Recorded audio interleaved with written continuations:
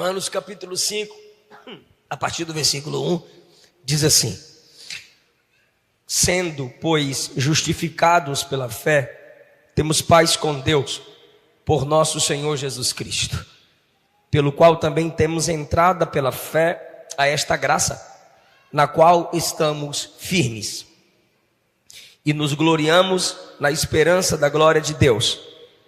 E não somente isso, mas também nos gloriamos nas tribulações, sabendo que a tribulação produz a paciência a experiência, a experiência a esperança, e a esperança não traz confusão, porque o amor de Deus está sendo derramado em nosso coração pelo Espírito Santo que nos foi dado. Eu só ouvi um glória a Deus, irmão. Isso aqui é o que Jesus já fez com você, irmão. Tomai o vosso assento, por favor. De Deus, porque Ele é santo, santo, santo. Todo homem nasce debaixo do pecado. O pecado original que entrou no mundo em Gênesis 3. Para que saiamos dessa condição, e não dessa situação, mas dessa condição de gente, povo que está debaixo da ira de Deus, precisamos da graça do Senhor Jesus. Como condenados que somos, debaixo dessa ira, precisamos de uma justificação, ou seja, precisamos que na eternidade o Pai nos declare justos. E o capítulo 5, versículo 1 diz que nós somos justificados pela fé. Ou seja, pela fé em Cristo Jesus, somos declarados justos, não condenados, não mais ímpios, não mais homens e mulheres debaixo da ira de Deus. Justificados, pois, pela fé, temos paz com Deus. Não é paz de Deus, sentimento, é paz com Deus, relacionamento.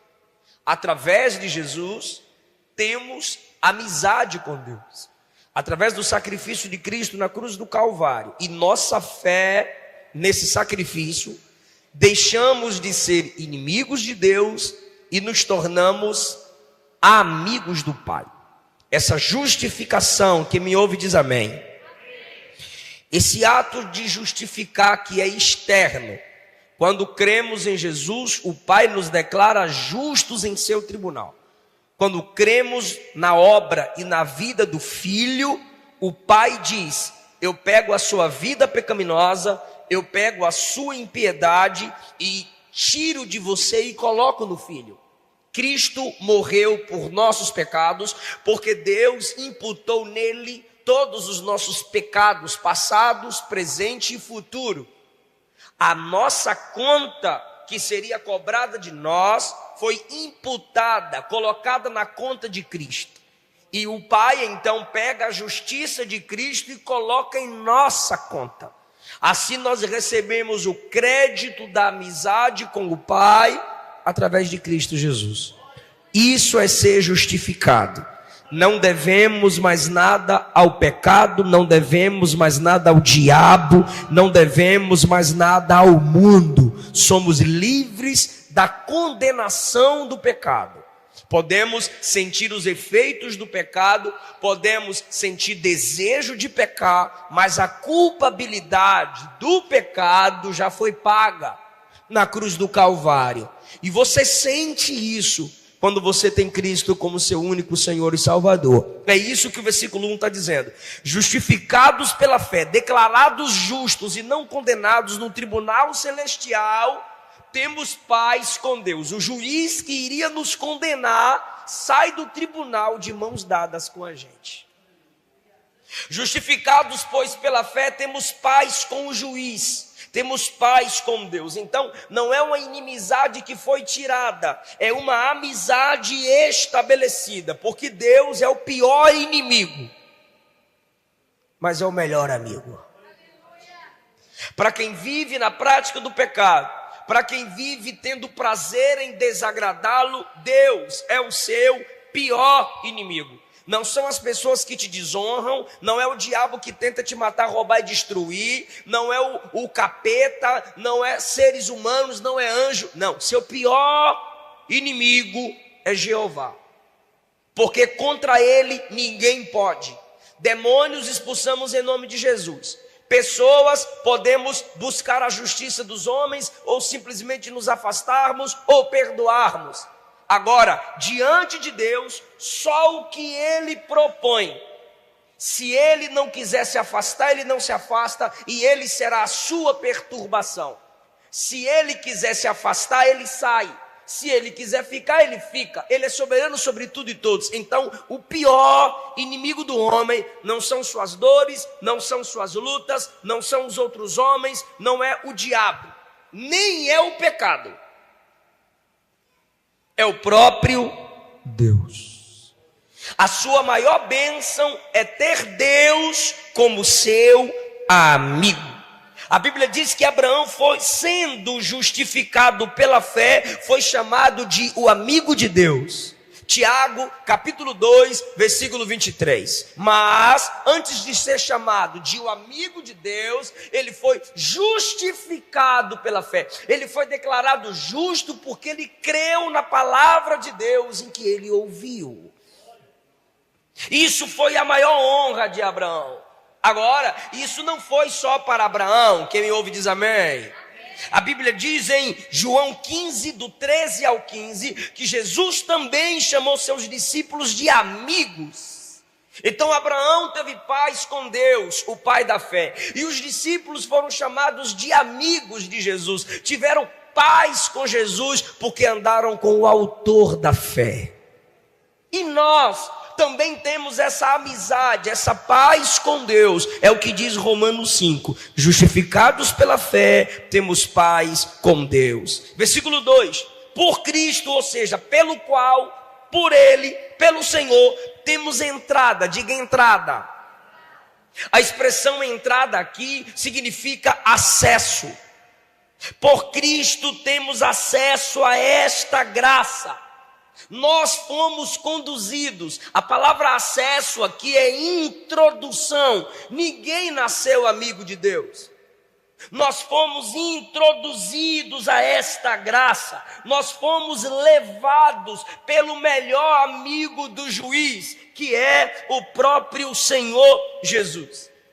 Tendo acesso a essa graça, sendo conduzidos a esta graça, na qual estamos firmes. Então, primeiro, você foi justificado. Segundo, agora recebemos o acesso. Mas não foi assim, olhe para cá. Não foi uma porta que se abriu e você entrou.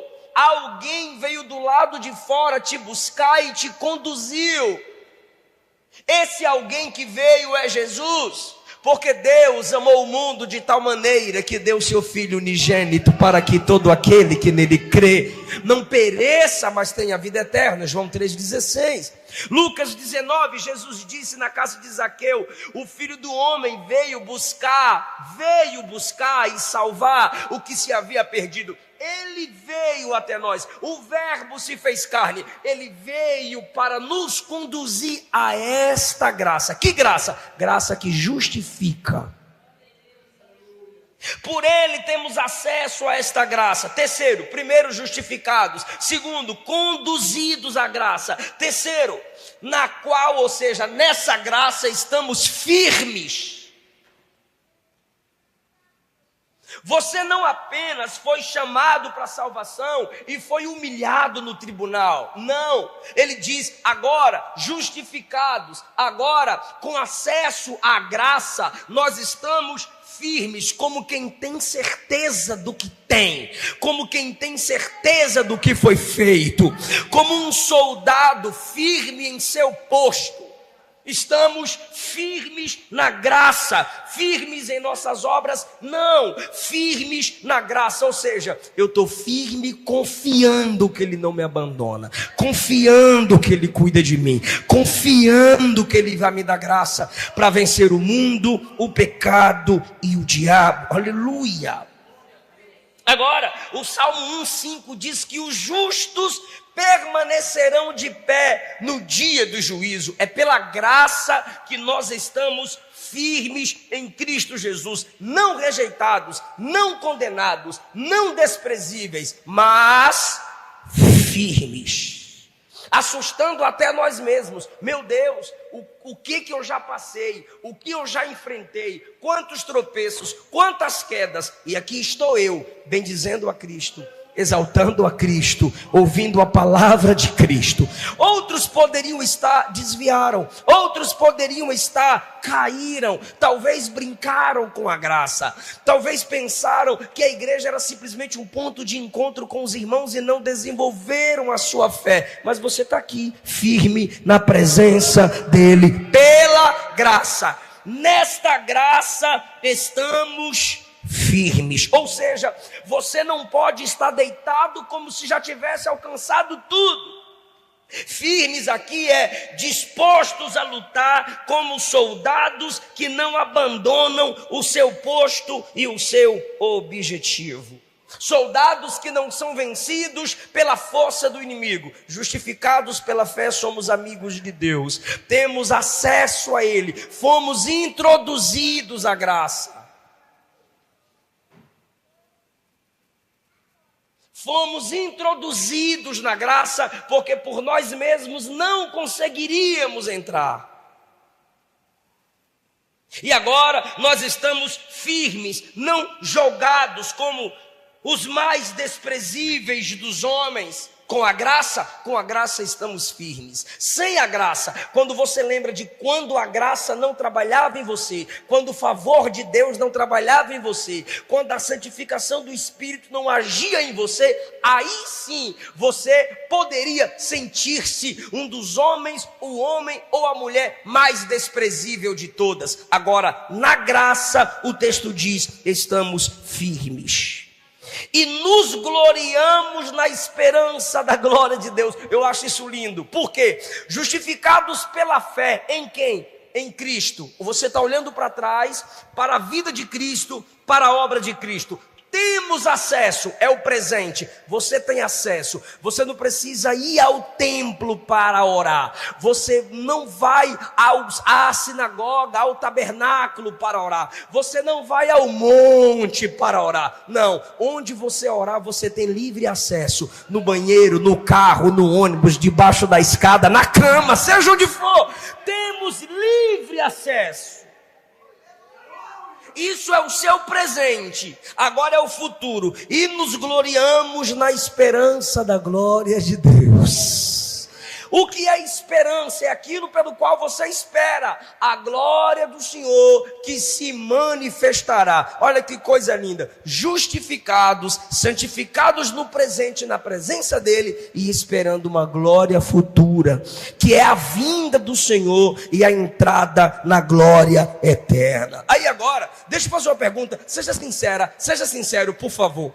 Essas bênçãos que eu falei, justificados, introduzidos, firmes e ainda com a esperança futura, sabendo que ele vem e que você vai. Vou perguntar agora, tá bom demais ou não tá?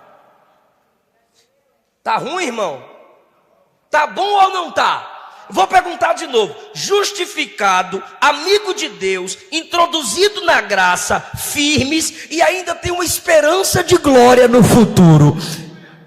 Isso é pouco ou é muito? É maravilhoso ou não é? Agora olha o que Paulo diz no versículo 3. E não somente isto. Aleluia.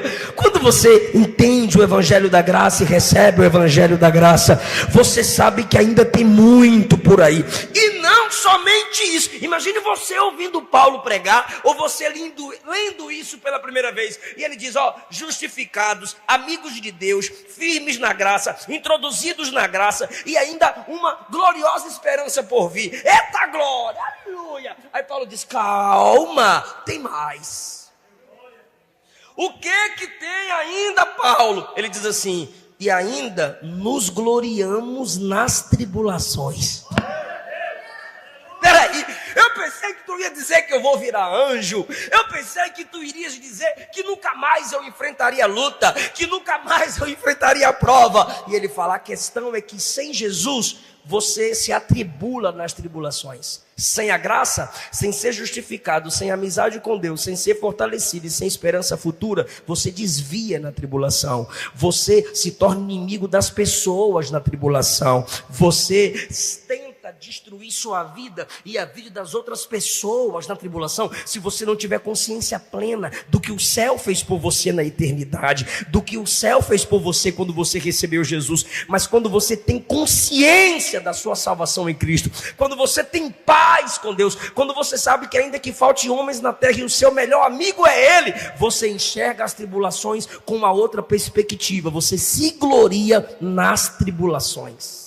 É a Bíblia que está dizendo, meu Deus do céu. Se fosse o coach, tu poderia criticar. Se fosse um psicólogo, tu poderia duvidar. Se fosse Eliseu Rodrigues, tu poderia e deveria questionar. Mas é o texto inspirado que está dizendo: justificado, amigo de Deus, fortalecidos em Deus, introduzidos a Deus, se gloria na tribulação. Se gloria na tribulação.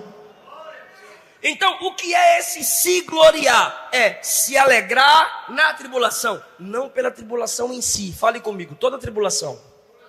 Ficou feio, 1, 2, 3, toda tribulação que o crente passa, vem santificada. O ímpio sofre por sofrer. Agora nós, o que o crente sofre tem um propósito. Jonas enfrentou a tempestade. Não estou entendendo nada, todo mundo lá, ninguém está me entendendo nada. E a tempestade lá, tome. Quando ele foi acordado, ele disse: já sei. Entendi. O quê? Eu sou a causa da tempestade. Então às vezes você está orando: Senhor, me livra dos problemas. Aí Deus diz: então venha para a glória, tu é o problema. Se a gente causa nossos próprios problemas, ou a gente pede sabedoria para lidarmos com os problemas, ou a gente vai continuar neles. Quem era o problema no barco? Jonas. Ele disse assim: me lancem no mar que a tempestade acalma. A tribulação fez ele entender que ele era o problema. E Jó passou aquela luta toda. Para quê? Jó 42. Bem sei eu que tudo podes. Nenhum dos teus pensamentos podem ser frustrados. Antes eu te conhecia só de ouvir, agora os meus olhos estão te vendo. E Davi no Salmo 119, antes de eu ser afligido eu desobedecia, antes de eu ser afligido eu não te temia, mas agora, ó como eu amo a tua palavra. Propósitos. Eu posso sofrer mais do que você, eu posso sofrer menos do que você. Se eu sofro menos do que você, não é porque Deus me ama mais do que você. Se você sofre mais do que eu, não é porque Deus me ama mais do que você ou te ama menos do que a mim. É porque Deus tem propósitos diferentes comigo e com você. Nós enxergamos as tribulações como um teste de Deus. Assim como a fornalha purifica a prata, as tribulações santificam os crentes.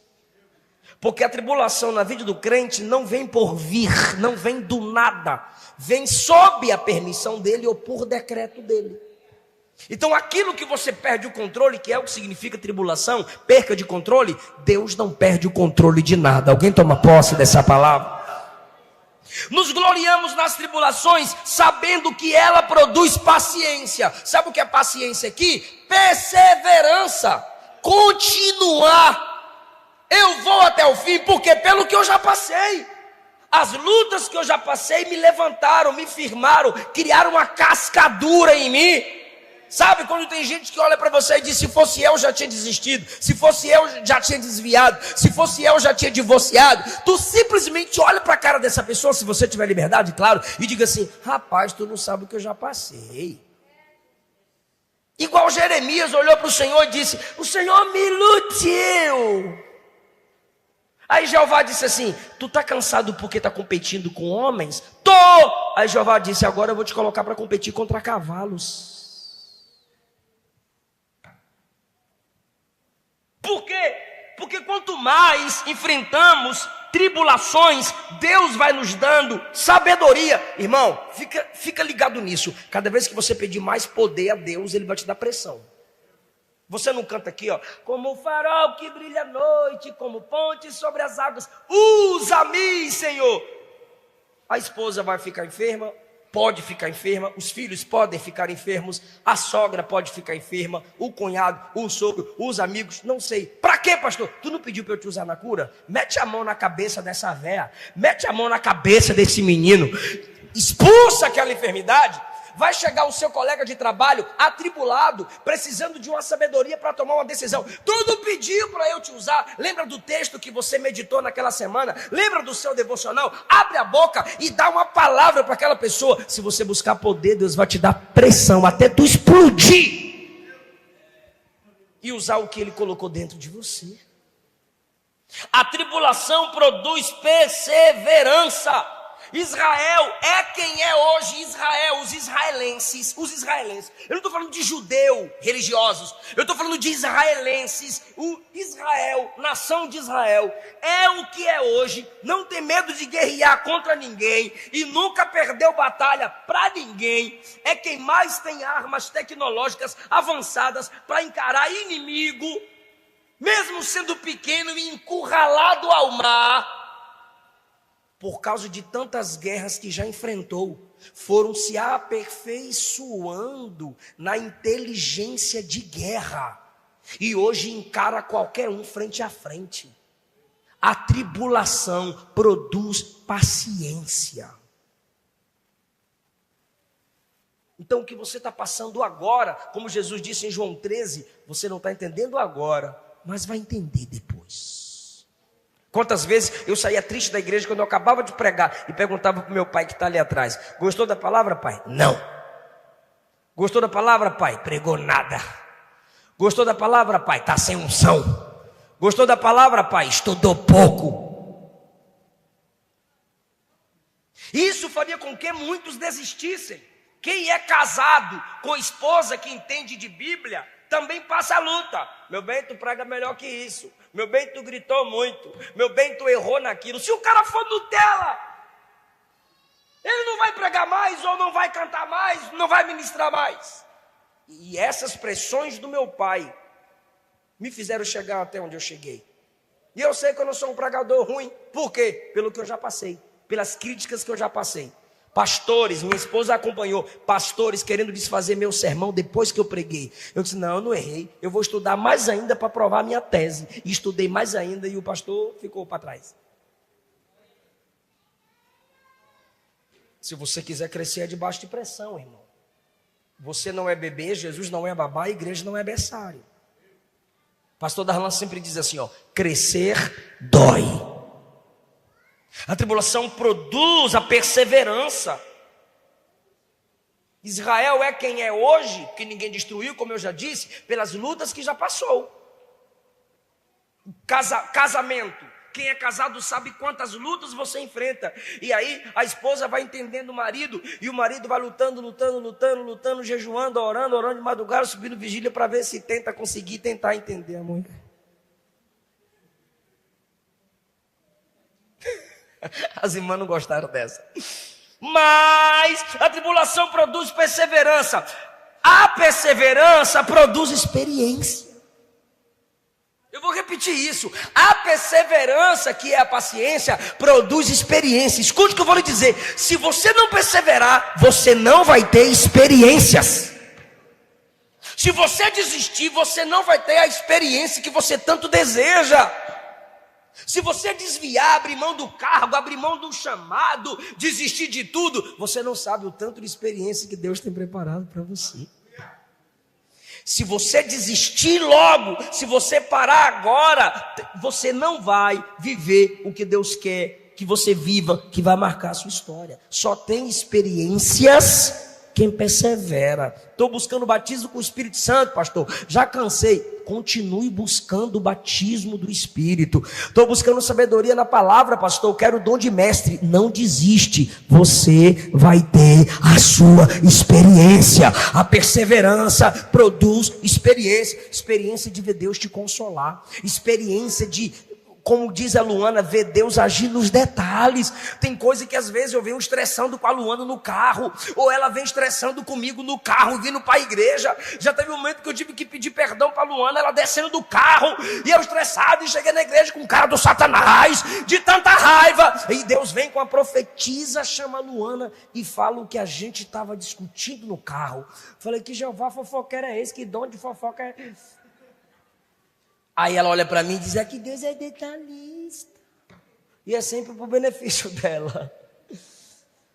Experiências de saber que Deus age na sua vida nos mínimos detalhes. Por isso que ela canta, além do que sonhei, meu Deus realizou. Nos mínimos detalhes de mim Ele cuidou.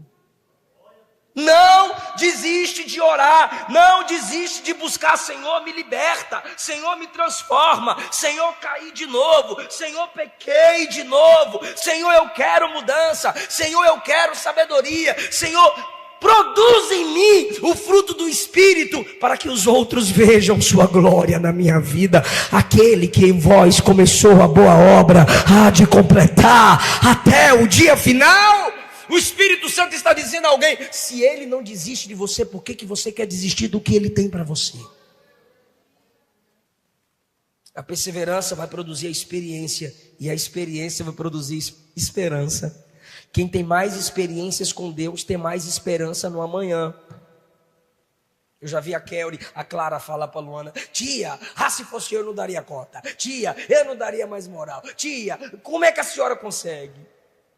Porque quem mais tem experiência, tem mais esperança. Quem tem mais experiência, acredita mais, enxerga mais longe.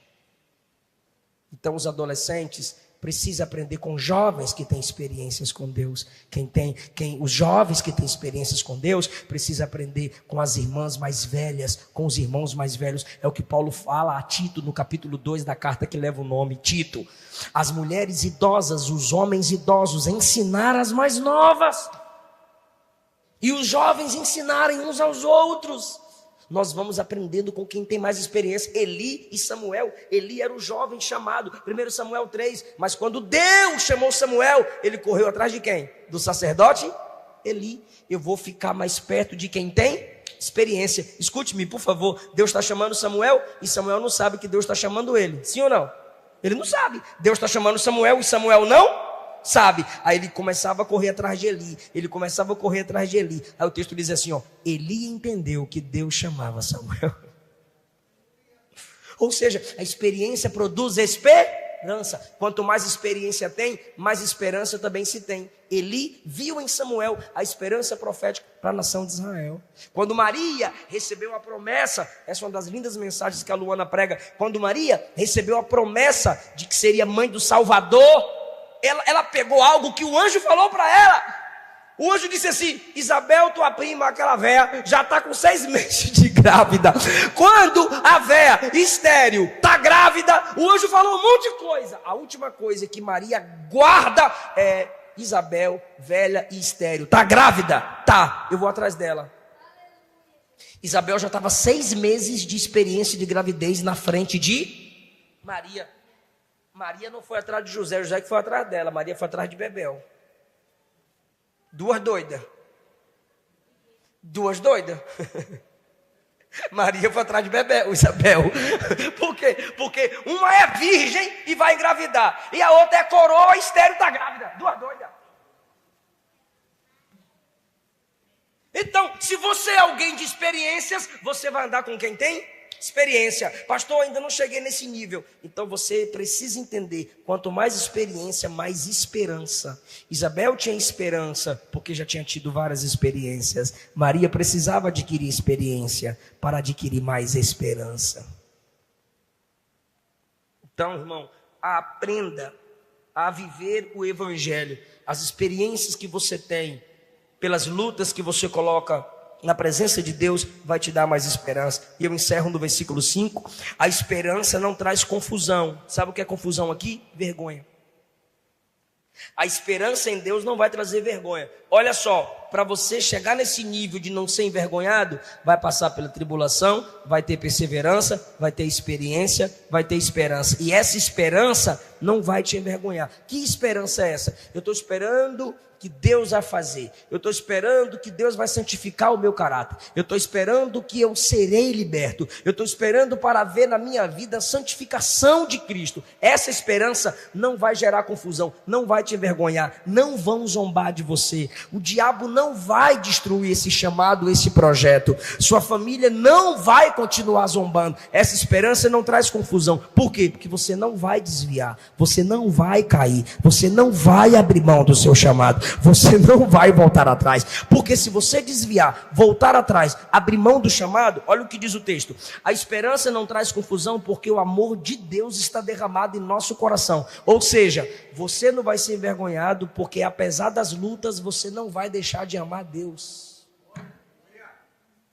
Quando que eu sou envergonhado? É quando eu estou pregando para você não desistir, aí vem uma pressão sobre a minha vida e eu desisto. Eu deixei de amar Deus. Essa esperança que eu demonstrava aqui para vocês me confundiu. Aí o texto diz: essa esperança não confunde. Por quê? A esperança de que apesar das lutas eu vou crescer mais não me envergonha, não me confunde. O ateu vai me criticar, o ímpio vai me criticar, parentes podem me criticar, mas essa esperança não vai me envergonhar. Ainda que eles creiam na minha derrota, ainda que eles zombem do meu chamado, essa esperança aqui dentro não vai me deixar confundido, não vai me deixar envergonhado, simplesmente por um fato: eu vou continuar amando Deus. Posso não brilhar, posso não crescer, posso não ficar rico, posso não fazer sucesso, posso não querer, não ter tudo que quero, mas deixar de amar o meu Deus, nunca deixarei. Abrir mão do meu Deus, eu nunca abrirei. É isso que o texto está dizendo. A esperança que você tem nele não te envergonha. Por quê? Você nunca vai deixar de amá-lo. Por que você não vai deixar de amá-lo? Porque o amor dele é derramado em seu coração pelo Espírito Santo que te foi dado. Sabe o que é isso, irmão? Tribulação que vem até você, externamente falando, só vem a você porque o Pai já enviou o Espírito Santo que te capacita a continuar amando. Você será envergonhada, eu serei envergonhado, se minhas lutas me fizerem amar a Deus menos.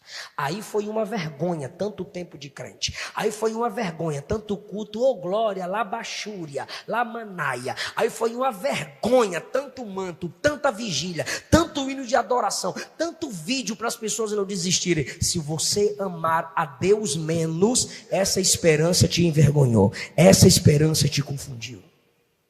Mas se o Espírito habita em você, está garantido, essa esperança não te envergonha, porque o Espírito te faz amar a Deus, e esse Espírito te foi dado, esse Espírito está em nós, está na igreja, está em você.